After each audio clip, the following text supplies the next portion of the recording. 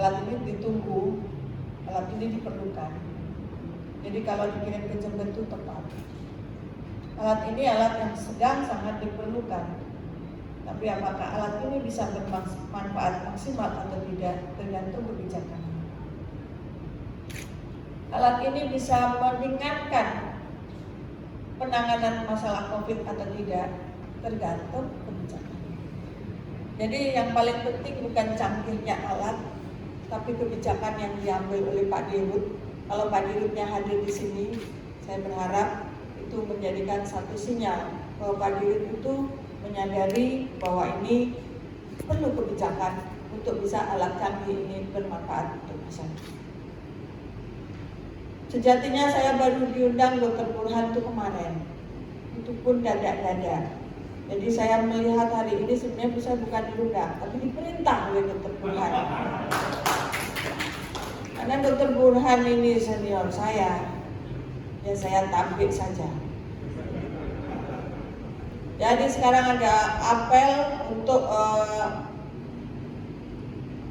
seluruh tim Kampung Tangguh di Polres, yang kami juga melibatkan seluruh anggota HIMSI, yaitu psikolog yang ada di Jember, dan untuk melakukan penanganan di kampung-kampung Tangguh untuk terapi healing serta terapi untuk penanganan kerohanian dengan beberapa kiai dan ustadz.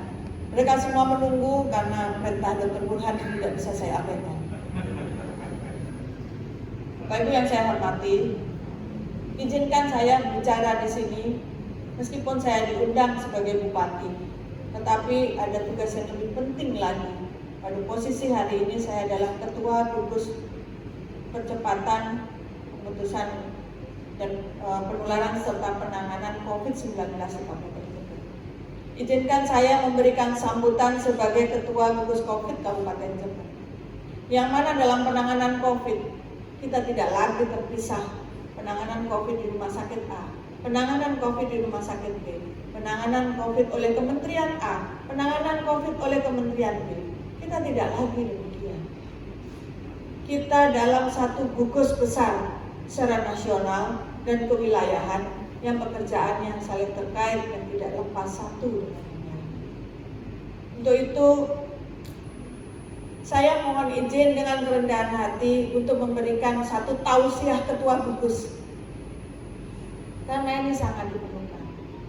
Bapak Ibu dalam posisinya masing-masing sangat bisa merubah keadaan, sangat bisa menentukan jalannya cerita penanganan gugus COVID di wilayahnya masing-masing.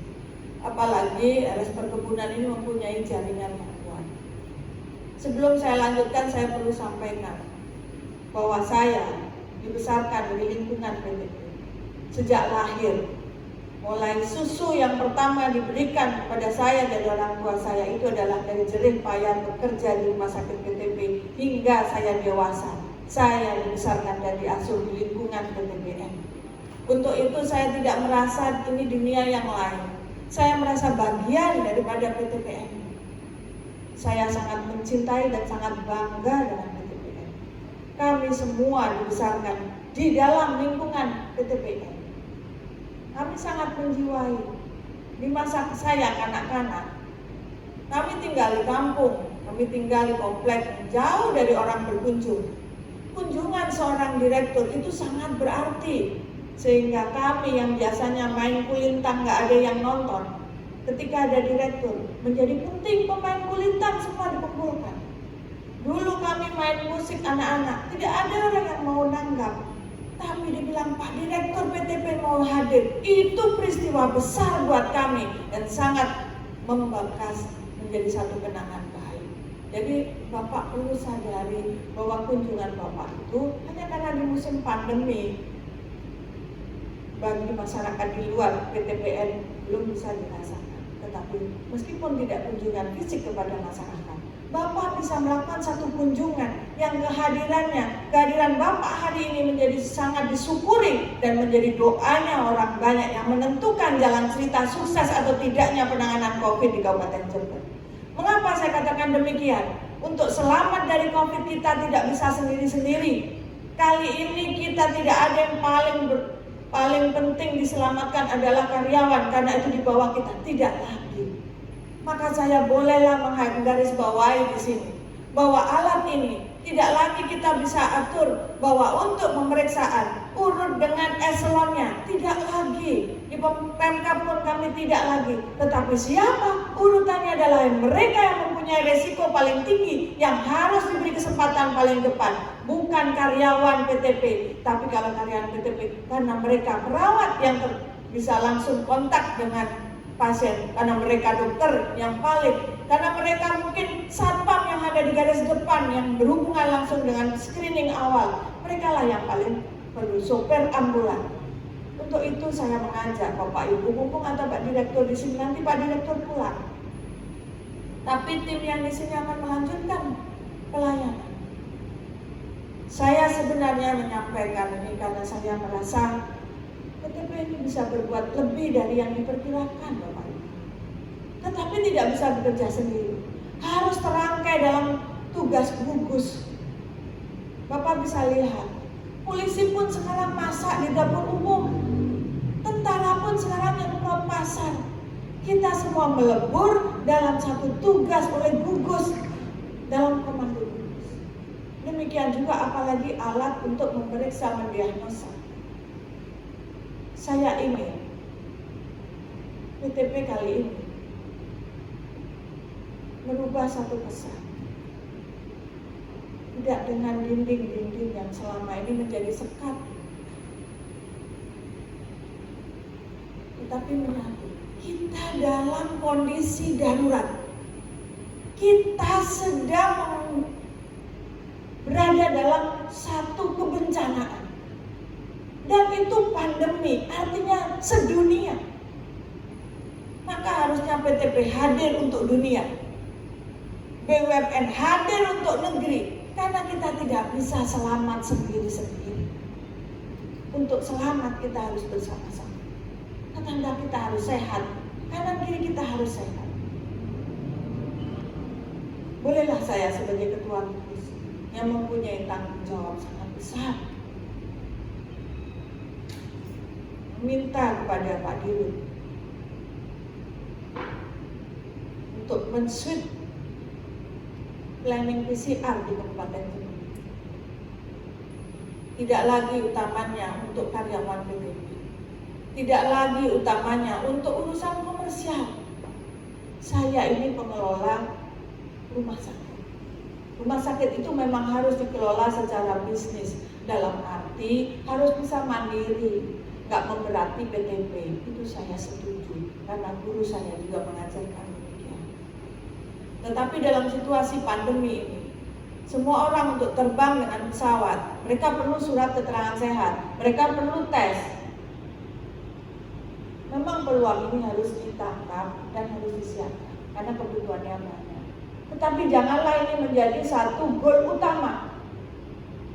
Saya perlu sampaikan, pada saat ini gugus COVID ini memeriksa, mendiagnosa ini dengan menggunakan alat PCR yang ada di Rumah Sakit Dr. Sugandi, jumlah 2 alat.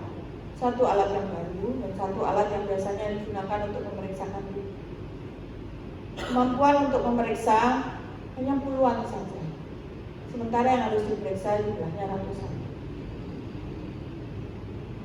Kita perlu cepat. Ada yang berbeda penanganan di Jember dengan yang biasa dilakukan di kabupaten lain. Kalau di kabupaten lain secara standar itu yang ODP yang dirawat, ODP reaktif positif itu yang dirawat, PDP yang dirawat. Tapi khusus untuk di Jember, OTG, kontak erat dengan confirm COVID itu ditangani di tempat khusus. Ada yang di rumah sakit, karena pavilion di rumah sakit ada yang sengaja kita tutup untuk mengisolasi OTG kontak erat. Dan semua kasus baru ini mayoritas adalah dari OTG kontak erat confirm positif. Yang itu kalau menunggu isolasi di rumah, semua terbukti itu menularkan kepada keluarganya. karena masyarakat kita belum bisa mendisiplinkan diri meskipun hanya untuk 14 hari. Karena kita ini biasa gotong royong, saling sayang, mau nengok, mau mijeti, mau masuk kamarnya, akhirnya semua terbuka. Dan kami juga membuat satu isolasi untuk mereka-mereka yang rapid negatif. Semua yang berdatang dari luar kota, mudik-mudik ini kita semua lakukan rapid yang negatif, kita lakukan isolasi 14 hari sebelum masuk. Di mana peran alat ini untuk bisa membantu? OTG ini, apabila pemeriksaannya ini dirujuk semua, hanya sebagian kecil yang dilakukan di sini, memerlukan waktu yang lama untuk mereka ini diketahui boleh isolasi mandiri di rumah kan atau harus di rumah sakit. Minggu ini kita mulai melakukan upaya transisi new normal untuk pasal-pasal